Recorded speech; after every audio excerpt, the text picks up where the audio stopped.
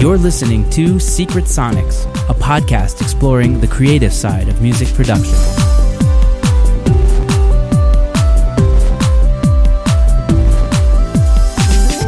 Hello and welcome back to Secret Sonics. I am your host, Ben Wallach.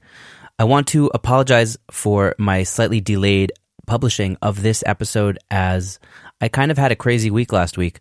I'll tell you a little bit about it. And it's also the reason why it's going to be another Solocast episode. So basically, last week I was on tour with Alex Clare in Kazakhstan and Russia and playing bass for him. And so since I published last week's episode with Mixer Man, which, by the way, if you haven't listened to yet, please listen to that. Just skip this episode, listen to the Mixer Man episode, and then come back and listen to this episode. But anyways, since I published that episode at the end of the previous week, I basically flew from St. Petersburg to Astana, Kazakhstan, played a show there. Then we flew to Almaty, Kazakhstan, played a show there.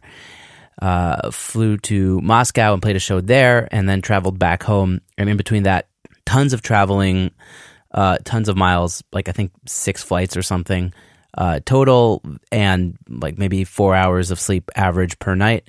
So things were just absurd, and I've never really experienced anything like that before. It was truly unique and amazing experience, and I'm so honored that Alex took me on the road with him. And anyway, so that's kind of my story of the previous week, and this is why I only getting around to this episode now. I just did not have time to edit a proper interview. Luckily, I'm hopefully publishing this on Sunday as usual, just not at the same time as usual. In any event, here we are, back on the podcast game, back from the tour, getting back into routine life, and I'm psyched about it also. Great to be on tour, great to be home. Maybe I'll talk about tour on another episode about what that's like, touring life. I don't know if people are interested in that, as this podcast is more about the music production side of things, but it was definitely an eye-opening experience for me. In any event, I just thought I would talk about really briefly, I don't want to make this a very long episode, but I wanted to kind of give people my 5 biggest tips about getting started in music production. If you're just getting started producing either your own music or for other people, these are 5 things I think you really need to keep in mind as you're getting started and you're getting yourself off the ground. And the first thing is baby steps and slow and steady improvement. So, a lot of people want to hit the ground running, and I think that's great. But I think it's important to check yourself and to begin this process slowly, meaning a lot of people get overwhelmed by the amount of gear options, the amount of information you need to know to do mixing, to have your studio's acoustics sounding good. All these things are so much information, and a lot of people try to do everything all at once, and that's exactly why they fail, and they'll give up, because there's really so many things. So I think if you check yourself and you take one item at a time to improve and really start slow, meaning one microphone, a simple interface, a computer, and working your way up from there, meaning don't think about every single mic you need to mic a drum kit at the beginning of your career. It's too much. It's about starting small and slowly growing. Same thing with the acoustics of your studio. Put up blankets at the beginning, and then when you have proper stuff happening over time, you'll start to add more and more acoustics. Or you just use headphones at the beginning if you can't afford acoustics. And don't be overwhelmed by the fact that you can't afford something yet, or you don't have enough, or you have to make all these decisions. The important thing is that while you're taking all these baby steps, you're actually creating music, you're actually recording people, you're actually making things happen. The focus needs to be the creation of the music, not the technical aspects. All those things should be built upon slowly, bit by bit, step by step. If you have any questions about this, feel free to reach out to me at secretsonics@gmail.com, and I'll be happy to reply to your email. But I really think this is important. The other thing is, finishing this is step number 2. It's more important to finish projects than to tweak projects, and Mixer Man discussed this in the previous episode, and I could not agree with him more. The only way for you to get better at music production is to finish projects, not to tweak projects. Because if you start tweaking projects before you really know what you're doing, you're just going to go in circles, and you're not really going to get much better. It'll be sound different maybe, but it won't sound better than the previous version. So it's important to kind of hone in on your vision for the production, do the production, finish the production, then analyze it, move on to the next song, and then onwards, and just like that, basically. Just continue that cycle of doing productions, finishing them, and then doing a new one. And as you start to do more and more projects, you're honing in on those skills more and more, bit by bit. And it's kind of similar to the first step of baby steps, but you're going to finish these projects. Eventually, they start to get really good. And it's not about micromanaging each production and being precious about each song. It's about finishing it. Really, that's really what it comes down to. And if you finish the songs, I promise, by the time you get to your 15th or 20th song, things are going to start to really improve. And you cannot expect perfection on your first track, your first album. It doesn't happen. If you're doing the production, it's going to take time, you know? These things take time, and the more songs you finish, the closer you're going to get to actually achieving the sounds that you have in your head and the goals that you have for your songs and your music.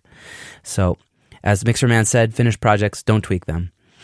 Number 3, get constant constructive criticism. A lot of people don't like to take criticism, but it's really important when you're getting started to have people who have an unbiased ear listen to the songs that you're working on. So you can develop a group of friends maybe, or a couple people that you really trust that you don't mind sending out your mixes to or your productions to, and ask for real feedback and really be accepting of the feedback. I think you have to let go a little bit of your ego in order to improve at music production, and getting out of your own head, having somebody else give you that feedback really helps you get out of your own head and can give you that objectivity that you just simply don't have. So yeah, definitely do a lot of that as much as possible. Get your ego out of the equation and get your lack of objectivity out of the equation, and get other people to help you out when you're getting started, and be open to their feedback. Number 4, and this is similar to step number 3, is to find people that you jive with and kind of, you know, be social. Be social with other people that are doing this stuff. And I think it was Deco and maybe even Dan Muffson that mentioned this on their podcast episodes about finding your people. And because if you don't find your people, you can really get caught up in your man/woman cave of just working, tweaking, not really seeing sunlight, not really seeing other human beings. I've been there, I promise, and it's rough, man. It's rough.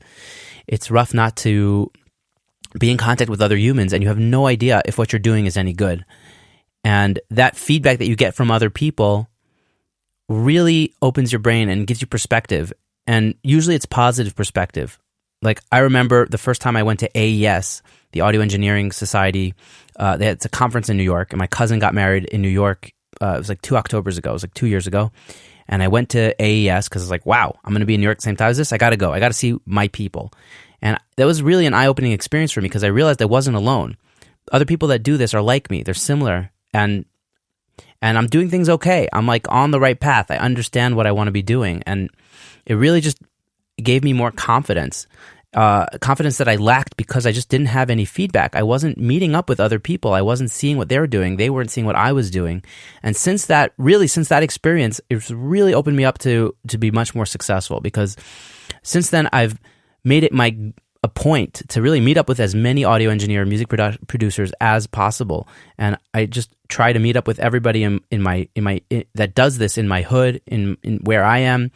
And now I'm doing it even more with the podcast, meeting people all over the world. It's really fantastic. And it really gives you confidence. It says, okay, other people are doing this. There are more people out there. It's not just me. It's not just me inside this cave working, tweaking, completely alienated from the outside world. So, and these can be the people that give you constructive criticism about the productions you're working on. They could give you mixed feedback. So numbers 3 and 4 are really interrelated, and it's about finding people. Don't be afraid. Don't be shy. Reach out to people. Talk to people. Of all, people that are better than you, people that are worse than you, everybody. Every relationship you build is helpful to make your career in music production better. And number 5, the final tip, is to remember it's a long game.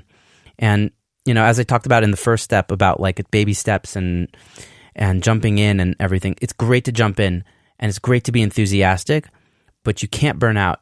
It takes a long time to get good at this. It takes a long time to build up clients. It takes a long time to be something. And just anything in life takes a long time to get good at. Malcolm Gladwell, I spoke about this in the previous episode. I mentioned it to Mixerman. Malcolm Gladwell has a book called The Tipping Point, I believe. Maybe it was Outliers. Actually, I think it was Outliers, and he talks about the 10,000 hour rule. And he mentions even the Beatles as a paradigm for this 10,000 hours. They had played together for over 10,000 hours by the time they released their first album. That's how tight they were. That's how many hours of practicing and playing together they had. So to really be an expert, according to Malcolm Gladwell's 10,000 hour rule, which is probably based on somebody else's rule, it takes about that long to become an expert at something, to become so good that you can make a snap judgment and be right. And maybe he talks about that in Blink. Man, I don't remember which book it was, but it was a Malcolm Gladwell book, and he talks about it. I believe it was Outliers. Maybe he mentioned it also in Blink. But yeah, it's a long game. It takes a long time to get really good at music production, and you have to keep that in your mind, and that'll help you kind of get through the humps and not just burn out and like, oh, this is so hard. Okay, I'm done. Let's go get a job at a restaurant or something. Or maybe, whatever, that's a bad example, but maybe all of us need to get side jobs at restaurants. I'm not sure. But in any event, yeah, you got to remember it's a long game, and you can't burn out because of that. You have to put in the time, and you have to remember the time, and you have to enjoy the process. Enjoy the process of getting better at what you're doing. Enjoy that. That's my fifth tip, and that's basically what I wanted to talk about today. I hope it was helpful to you. If you've been enjoying this podcast, I'm going to just do a simple call to action here. If you've been enjoying what I talk about, the guests we've had on, this is the time. I really need your help. Please go to Apple Podcasts, leave this podcast a rating and a review. Write out a review. That will help the podcast so much. We need to reach more listeners. I'm really happy with how the podcast is doing, but I feel like we can grow a lot more than we've grown in terms of listenership. There's a lot more people that would find this podcast helpful. I truly believe this. There are so many more people that will find this podcast helpful than are currently listening to it. So if you've found this helpful, if you've enjoyed it, please tell your friends about it. Share an episode on Facebook, on Instagram. Write a review on Apple Podcasts, and tell the world what you think about this podcast. This is my call to action. So please do this. I appreciate it in advance. Thank you so much. Thank you for bearing with me on my Solocast and for the lack of guests this week. And there's going to be more guests coming up in the future. Thank you so much for being a listener to Secret Sonics. I appreciate you spending your time with me as I try to uncover the creative process of music production. Thank you so much. Hope you guys have a great week, and dig in, guys. All right, take care.